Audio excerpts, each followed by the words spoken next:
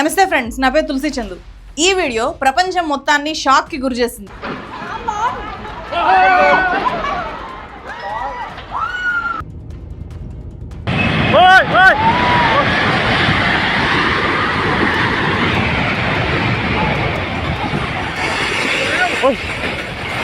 ఒక్కసారిగా ఇలా భారీ భవనాలు కూలిపోయే సీన్స్ ని మనం సహజంగా హాలీవుడ్ మూవీస్ లో చూస్తూ ఉంటాము. కానీ మయన్మార్, థాయిలాండ్లో భూకంపం తీవ్రతతో ఇలా నిలువునా కూలిపోయే భవనాలు చూసి ప్రపంచం అంతా కూడా వణికిపోయింది. ఇలా కూడా జరుగుతుందా అని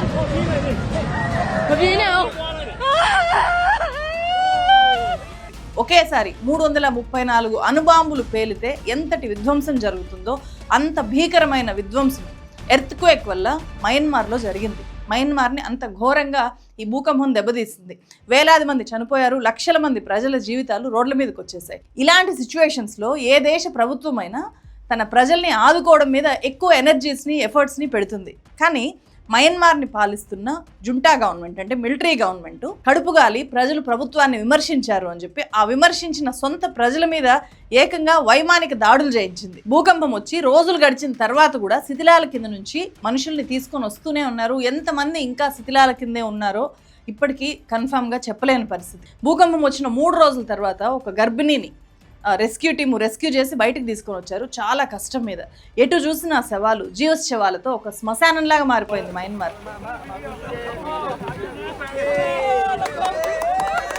5.5 కోట్ల మంది ప్రజలుండే ఈ చిన్న దేశానికి ఈ ఎర్త్క్వేక్ చాలా చాలా పెద్ద కష్టాన్ని తీసుకొని వచ్చింది. మయన్మార్ సంఘై కేంద్రంగా మార్చ్ 28, 2025 అంటే లోకల్ టైం ప్రకారము ఎగ్జాక్ట్లీ మధ్యాహ్నము 12:50కి అతి భీకరమైన భూకంపం వచ్చింది.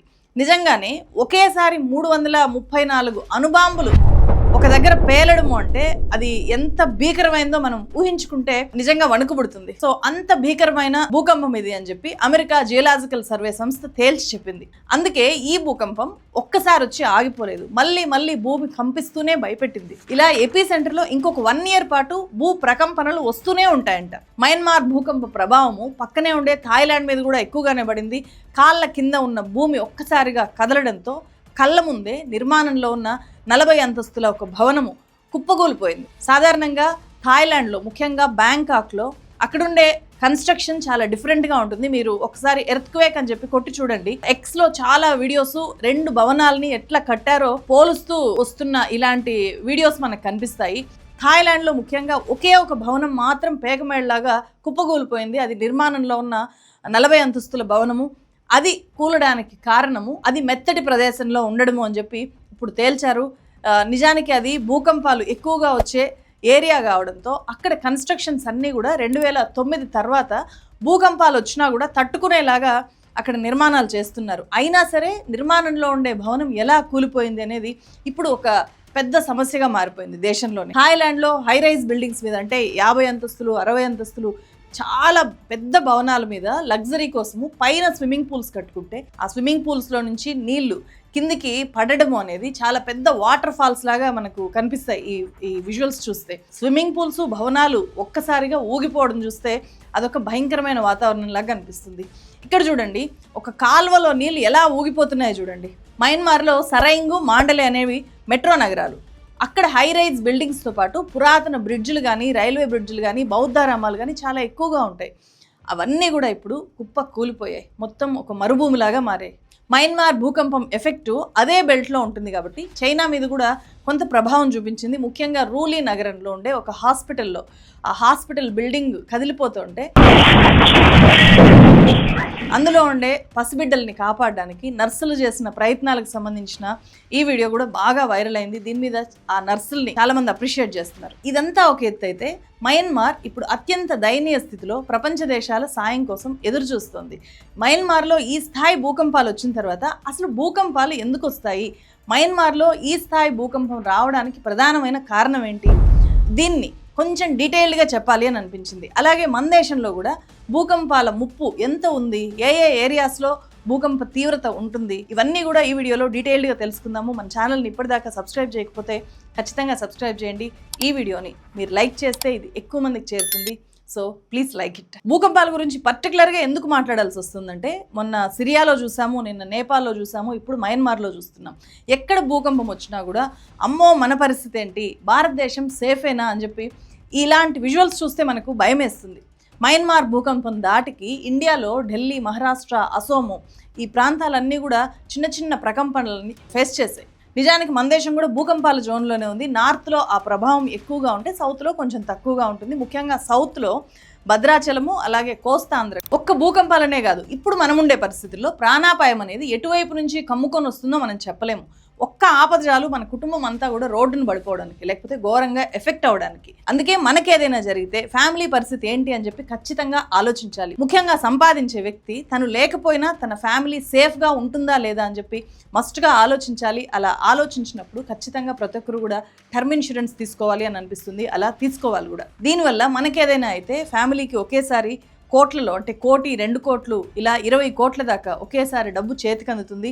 ఫ్యామిలీ కింద పడిపోకుండా నార్మల్ కండిషన్లో కొనసాగడానికి మనం ఉన్నా లేకపోయినా ఆ డబ్బు అనేది ఒక ప్రొటెక్షన్ లేయర్ లాగా ఫ్యామిలీని కాపాడుతుంది. ఇప్పుడు 600-700 రూపాయలతో కూడా కోట్ల రూపాయల కవరేజ్ ఇచ్చే టర్మ్ పాలసీలు ఉన్నాయి. మీ ఏజ్ని బట్టి ఈ పాలసీల ప్రీమియం మారుతూ ఉంటుంది. అలాగే ఫ్యామిలీ హెల్త్ ఖర్చు తగ్గించుకోవడం కూడా చాలా చాలా ఇంపార్టెంట్ కాబట్టి హెల్త్ ఇన్సూరెన్స్ ఉండడం కూడా చాలా అవసరము. సో నెలకి 300-400 రూపాయల ప్రీమియంతో కూడా ఇప్పుడు హెల్త్ ఇన్సూరెన్స్ పాలసీలు తీసుకోవచ్చు.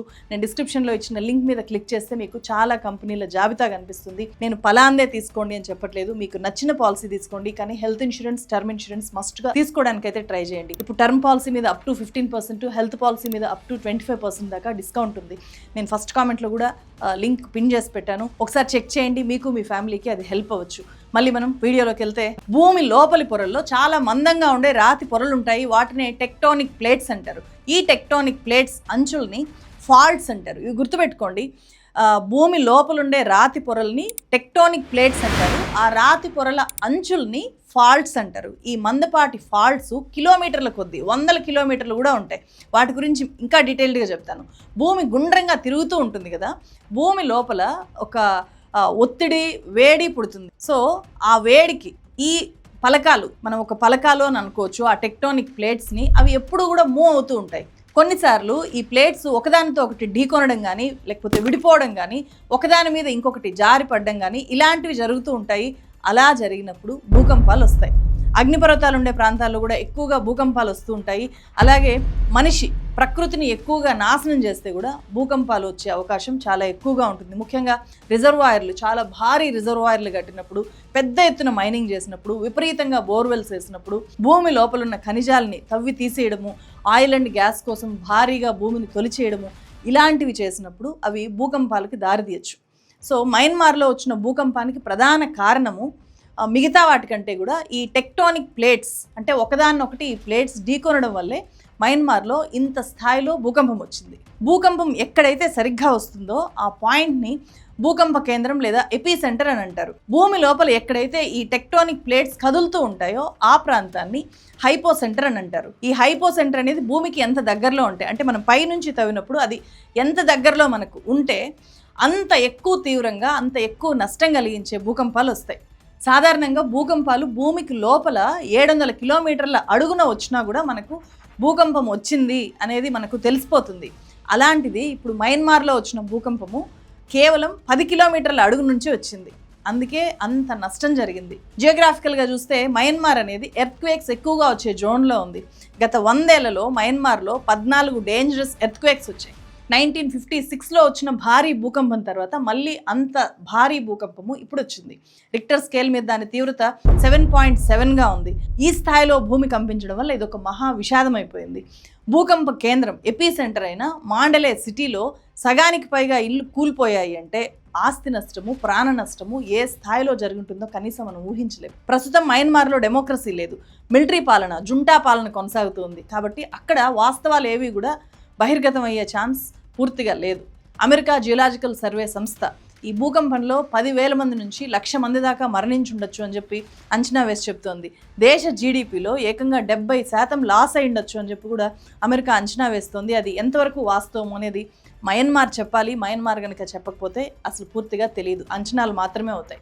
సో ఈ టెక్టానిక్ ప్లేట్స్ ఒకదాంతో ఒకటి ఢీకొంటూ ఉన్నప్పుడే భూకంపం వస్తుంది అని కదా మనం చెప్పుకున్నాము. అలాంటిది ఒకటి కాదు, రెండు కాదు, ఏకంగా 4 టెక్టానిక్ ప్లేట్స్ కలిసే చోట్లో ఈ మయన్మార్ అనే దేశం ఉంది. ఏ దేశానికి ఆ దేశం పేర్లు ఉంటాయి. ఈ 4 టెక్టానిక్ ప్లేట్స్ ఏమంటే, మయన్మార్ పాత పేరు బర్మా కదా, అలా బర్మా టెక్టానిక్ ప్లేట్, అలాగే మన దేశంలో ఉన్న India tectonic plate, Eurasia plate, Sunda plate, ఈ 4 మధ్య మయన్మార్ ఉంది. వీటిలో ఇండియాకు బర్మాకు మధ్యలో సగాయింగ్ ఫాల్ట్ అని ఉంటుంది. ఫాల్ట్స్ అంటే ఏంటో చెప్పాను కదా, టెక్టానిక్ ప్లేట్స్ అంచుల్ని ఫాల్ట్స్ అంటారు. ఈ ఫాల్ట్స్కి మళ్ళీ పేర్లు ఉంటాయి ఎక్కడికక్కడ. సో ఈ సగాయింగ్ ఫాల్ట్ నార్త్ నుంచి సౌత్కి 1200 కిలోమీటర్లకు పైగా విస్తరించింది. అంత పెద్ద అంచు అది, మొత్తం ప్లేట్ కాదు, అంచే 1200 కిలోమీటర్లు ఉంది. సో ఈ భూకంప ఫలకాలు నిరంతరం ఢీకొట్టుకుంటూ ఉండడం వల్ల ఈ సగాయింగ్ ఫాల్ట్ ఏడాదికి జస్ట్ 11 మిల్లీమీటర్ల నుంచి 18 మిల్లీమీటర్ల వరకు జరుగుతూ పోతుంది. 18 మిల్లీమీటర్లు అంటే చాలా తక్కువ, కానీ అది మనం జియోగ్రాఫికల్గా భూమి పొరల్లో జరిగే మార్పులతో పోల్చుకుంటే అది చాలా చాలా ఎక్కువ కదలడం. ఈ సగాయింగ్ ఫాల్ట్ అనేది 12 కిలోమీటర్ల పరిధిలో ఉండడం వల్ల భూకంప ప్రభావము మయన్మార్ తర్వాత ఎక్కువగా థాయిలాండ్ మీద పడింది. ఆ దేశ రాజధాని బ్యాంకాక్ మీద పడింది. నిజానికి మయన్మార్ నుంచి బ్యాంకాక్కి 1000 కిలోమీటర్ల దూరం. అయినా సరే మయన్మార్లో భూకంపం వస్తే బ్యాంకాక్లో ఒక బిల్డింగ్ నిలువున కూలిపోయింది. ఆ స్థాయిలో బ్యాంకాక్ కూడా ఎఫెక్ట్ అయింది. సో బ్యాంకాక్ కూడా చాలా బిల్డింగ్స్ షేక్ అయిపోయాయి, ఒక బిల్డింగ్ మాత్రం కూలిపోయింది. ఈ స్థాయిలో భూకంపం రావడంతో ప్రజలంతా ఇల్లు వదిలి బయటికి పరుగులు తీస్తూ వచ్చేసారు. ప్రాణభయంతో రోడ్ల మీదే రోజులు కొద్దీ గడిపారు. అయినా సరే అక్కడుండే మిలిటరీ ప్రభుత్వం, జుంటా ప్రభుత్వానికి చీమగుట్టినట్లు కూడా లేదు. సహాయక చర్యల విషయంలో ప్రభుత్వం తీరు దుర్మార్గంగా ఉంది అని చెప్పి ప్రజలు భూకంపం వచ్చిన వెంటనే నిరసనకు దిగారు. ఆపదలో ఉన్న వాళ్ళని తక్షణం ప్రభుత్వం ఆదుకోకపోతే ఖచ్చితంగా కడుపు మండిన వాళ్ళు నిరసనకు దిగుతారు, అది సహజము. అయితే ఈ సహజమైన సమస్యను పరిష్కరించడం మానేసి ఎవరైతే నిరసనకు దిగారో ఆ ప్రజల్ని అణచివేయడానికి ఏకంగా ఈ జుంటా గవర్నమెంట్, మిలిటరీ గవర్నమెంట్ వైమానిక దాడులు చేయించింది ఆ ప్రజల మీద. అది మరింత దుర్మార్గం. ఇలా వైమానిక దాడులు జరపడాన్ని ఆమ్నెస్టీ ఇంటర్నేషనల్ తీవ్రంగా తప్పుపట్టింది. మిలిటరీ ప్రభుత్వం అమానవీయంగా వ్యవహరిస్తోంది అని చెప్పి ఒక స్టేట్మెంట్ ఇచ్చింది. మయన్మార్లో ప్రస్తుతం ప్రజాస్వామ్యబద్ధంగా ఎన్నికైన ప్రభుత్వం లేదు. ప్రజల ఓట్లతో గెలిచిన ఆన్ సాన్ సూకీ ప్రభుత్వాన్ని 4 ఏళ్ల క్రితం 2021 ఫిబ్రవరి 1వ తేదీన ఈ మిలిటరీ ప్రభుత్వం కూల్చేసింది. అధికారాన్ని తన చేతుల్లోకి తీసుకుంది. మిలిటరీ నడిపించే ఈ జుంటా గవర్నమెంట్ ఆన్ సాన్ సూకీని నిర్బంధించి జైలుకు పంపేసిన తర్వాత అప్పుడు మిలిటరీని నడుపుతున్న ఆర్మీ చీఫ్ మింగ్ ఆంగ్ హ్లైంగ్ అతని పేరు, అతను తనను తాను మయన్మార్ ప్రధానిగా ప్రకటించుకున్నాడు. అతనే ఇప్పుడు జుంటా గవర్నమెంట్కి ప్రధాన పాలకుడు. ఈ జుంటా గవర్నమెంట్ మొదలైనప్పటి నుంచి కూడా మిలిటరీ వర్సెస్ ప్రజాస్వామ్య సంస్థలు లేదా ప్రజాస్వామ్య వ్యక్తులు లేదా ప్రజలు, ఈ స్థాయిలో అక్కడ అంతర్యుద్ధం కొనసాగుతూ ఉంది. ఈ అంతర్యుద్ధం వల్ల ఏకంగా 2 కోట్ల మంది మయన్మార్ ప్రజలు దుర్భరమైన దరిద్రంలోకి వెళ్ళిపోయారు అని చెప్పి అంతర్జాతీయ మానవ హక్కుల సంస్థలు చెబుతున్నాయి. ఆ దేశంలో ప్రతి 4గురిలో ఒకరు పేదలుగా ఉన్నారంట. వాస్తవ పరిస్థితులు ఏంటో అక్కడ సైనిక అధికారులు బయట ప్రపంచానికి తెలియనివ్వడం లేదు. ఈ సైనికాధికారులు ఎంత దుర్మార్గంగా వ్యవహరిస్తారంటే, ఏదైనా ఒక దేశం ఆపదలో ఉన్న మయన్మార్కు సహాయం చేయడానికి ముందుకు వచ్చినప్పుడు ఆ సహాయాన్ని తీసుకోకుండా రిజెక్ట్ చేశారు వీళ్ళు. 2008లో కూడా అప్పుడు జుంటా గవర్నమెంట్ అక్కడ ఉండింది.